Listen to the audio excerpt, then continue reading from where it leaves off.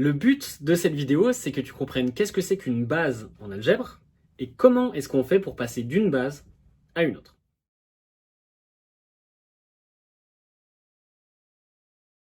Bon alors pour commencer, c'est quoi une base? Une base, c'est un ensemble de vecteurs qui te permet de décrire un espace. Là, on va prendre pour commencer l'espace de ton écran, c'est un espace en 2D, donc tu as besoin de deux vecteurs qui ne vont pas dans la même direction pour décrire n'importe quel point, n'importe quel vecteur de cet espace. Ici, petit exemple qu'on prend traditionnellement, c'est le repère orthonormé. Donc ça veut dire que tu as un vecteur en X et un vecteur en Y. Okay, ça, c'est ce qu'on appelle la base canonique. Grâce à cette base, on peut venir exprimer des vecteurs. Donc par exemple, le vecteur V ici, combien il vaut dans la base canonique? Il vaut une fois ce vecteur, deux fois ce vecteur, et 1, 2, 3, 4 fois ce vecteur. Donc le vecteur V dans la base canonique, il est exprimé comme ça. Maintenant, des bases, on peut prendre celle qu'on veut, c'est nous qui choisissons. Ici, j'ai pris une autre base. Les deux conditions, c'est juste que j'ai autant de vecteurs que de dimensions. Là, j'ai deux dimensions et deux vecteurs, donc c'est bon. Et les deux vecteurs, ils ne font pas dans la même direction. Du coup, si par exemple, je veux décrire le vecteur V ici, bah c'est quoi? J'ai utilisé une fois mon premier vecteur et une fois mon deuxième. Donc le vecteur V, qui est le même qu'avant, hein, exprimé dans la base B, il est écrit comme ça. Donc on voit qu'on a des coordonnées différentes pour un même vecteur en fonction de la base qu'on choisit. Ce qu'on va regarder maintenant, c'est comment est-ce qu'on fait pour passer d'une certaine base à une autre. Alors là, il faut se concentrer parce que c'est pas évident. Okay, nous, ce qu'on veut, c'est avoir un vecteur dans une certaine base, ici on appelle la base B, et exprimer ce vecteur dans une base canonique. Okay, donc on passe de B à B canonique. Pour ça, on va avoir besoin d'une matrice de changement de base. La matrice de changement de base, on l'appelle P, et c'est les vecteurs de notre base. Je répète, on a un vecteur dans la base B. Ce vecteur-là, exprimé dans la base B, il vaudra du coup 1, 1, et on veut l'exprimer selon la base canonique. Pour ça, on va avoir besoin d'une matrice de passage. Cette matrice, elle est composée des vecteurs de la base exprimée dans la base canonique.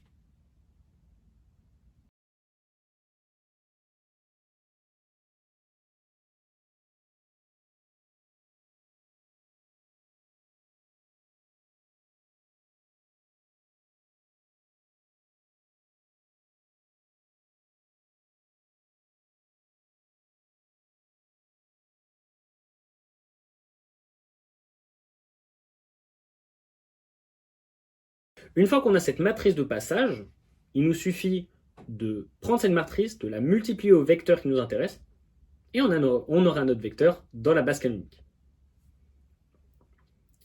On va faire les étapes ensemble. J'ai un vecteur selon la base B qui vaut dans cette base 1, 1.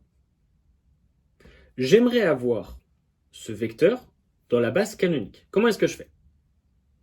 En premier, je développe ma matrice de passage. Ma matrice de passage, c'est les vecteurs de ma base exprimés selon la base canonique. Dernière étape, je viens prendre cette matrice et la multiplier au vecteur qui m'intéresse. Et le résultat sera le vecteur dans la base canonique. On va faire un petit exemple pour éclaircir tout ça. Ceux qui veulent le faire tout seul, je vous laisse mettre pause. Et pour ceux qui sont encore là, on va y aller tranquillement. Alors, quand vous cherchez votre matrice de passage pour faire un changement de base, la première chose à faire, c'est de chercher les vecteurs de cette base dans la base canonique. Donc ici, notre premier vecteur de la base B, c'est E1. Qu'est-ce qui vaut dans la base canonique? Alors E1, il vaut 1 en X, 2 en Y. 1 en X, 2 en Y. Notre vecteur E2 maintenant, qu'est-ce qu'il vaut?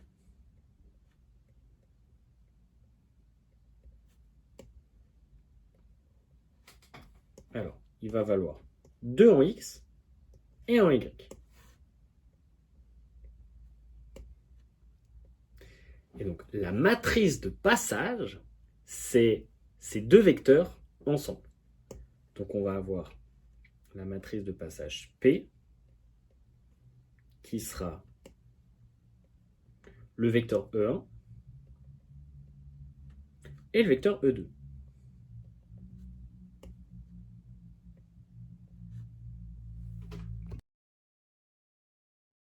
Ok, maintenant qu'on a trouvé la matrice de passage, on va essayer d'exprimer un vecteur selon les différentes bases.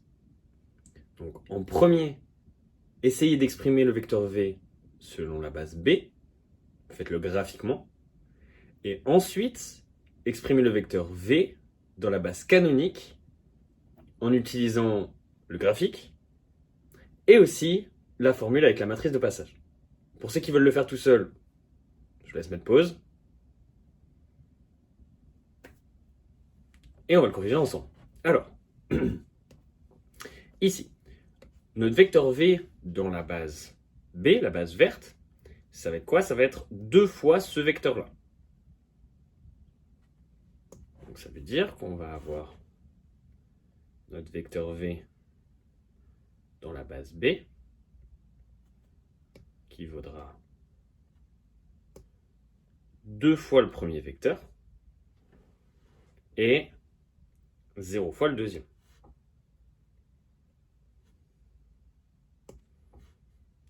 Ça, c'était pour la question 1. Maintenant, pour la question 2, on va commencer graphiquement. Donc graphiquement, le vecteur V il vaut 2 fois le premier vecteur et 4 fois le deuxième. Donc vecteur V dans la base canonique,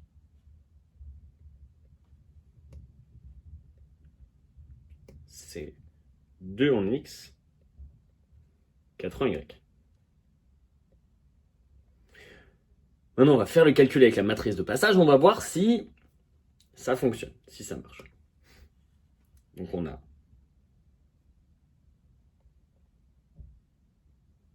notre vecteur dans la base canonique qui se calcule avec cette formule. Donc on va prendre notre matrice de passage.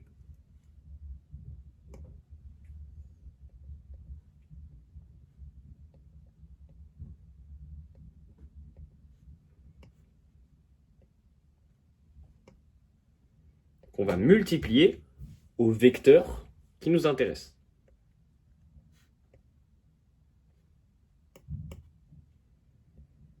Et si les grandes puissances mathématiques sont avec nous, on devrait retomber sur ce vecteur-là. Alors, petite multiplication matricielle. Donc là, je fais 2 fois 1 plus 0 fois 2. Ça me donne 2. Ok, on est bon en X, donc ça c'est chouette. Maintenant Y. On a 2 fois 2, 4, plus 0 fois 1, ça nous donne 4. Donc on tombe bien sur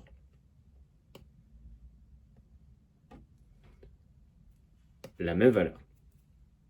Donc là, ce qu'on a fait, c'est en premier, on a trouvé la matrice de passage. Pour ça, on a utilisé les vecteurs de la base qu'on a impliqué à un vecteur dans la même base, VB, pour trouver le vecteur dans la base canonique.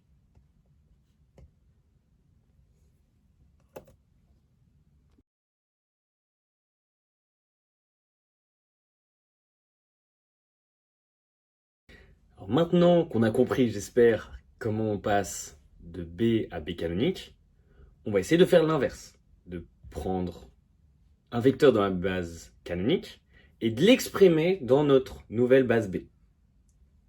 Pour ça, il nous faut une matrice de passage qui est l'inverse de celle qu'on a parlé avant. Pour calculer l'inverse d'une matrice 2 x 2, je vous donne une petite technique, je ne sais pas. C'est vous divisez par le déterminant. Si vous ne savez pas comment calculer un déterminant, mettez-le moi dans le commentaire, je ferai peut-être une petite vidéo dessus.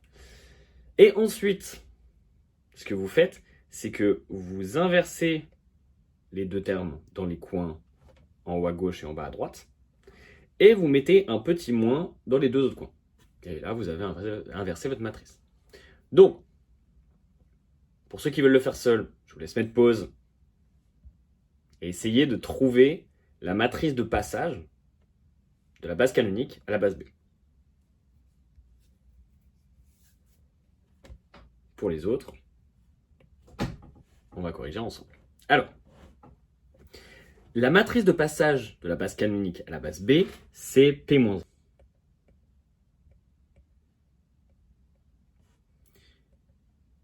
On va d'abord calculer le déterminant. Donc notre déterminant, c'est 1 fois 1 moins 2 fois 2. Ça nous fait moins 3. Et on vient multiplier par la matrice qui est. Donc là, on vient inverser les deux coins. Là, ça ne change rien, ça nous fait bien 1 et 1. Et je viens mettre un moins ici et ici. Donc là, j'ai trouvé ma matrice de passage de la base canonique à la base B.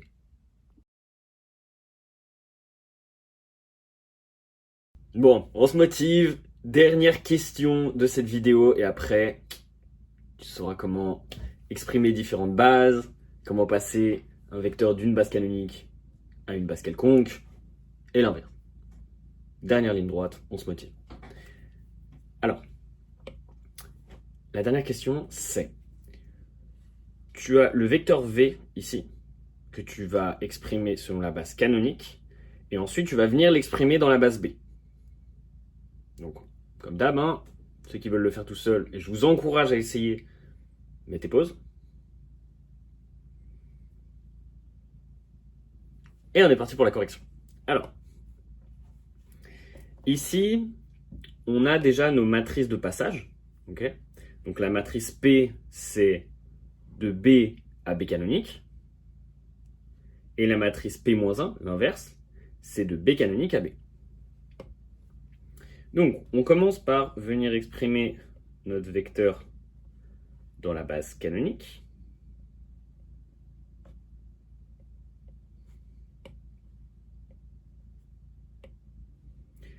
Ça va toujours être 2 et 4.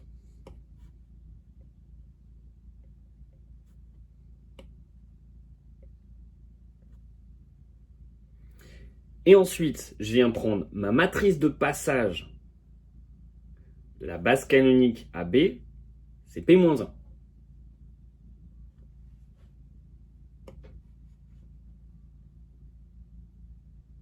Donc on va faire P-1 fois le vecteur dans la base canonique, et ça va nous donner notre vecteur dans la base B.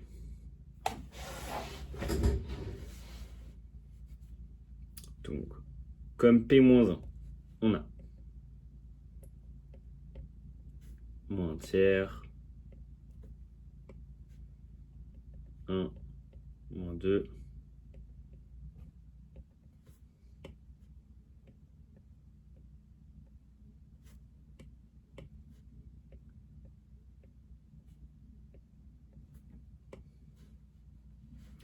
et notre vecteur B dans la base canonique, c'est 2, 4.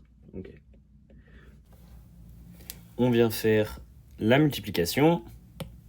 Donc ça nous fait 2 moins 8. Donc ça fait moins 6. Moins 6 divisé par moins 3, ça fait 2. Et ça, c'est cool parce que du coup, ça colle avec notre deuxième base. Pour le deuxième, si ça tombe sur 0, on est aux anges. Donc là, ça fait 2 fois moins 2, ça fait moins 2. Plus 4, 0. Donc c'est une victoire. On a réussi à passer d'une base canonique à une base quelconque. Voilà, c'est la fin de la vidéo. Comme promis, il y a la petite fiche que je vais laisser défiler pendant 10 secondes. J'espère que ça t'a plu, que tu as passé un bon moment.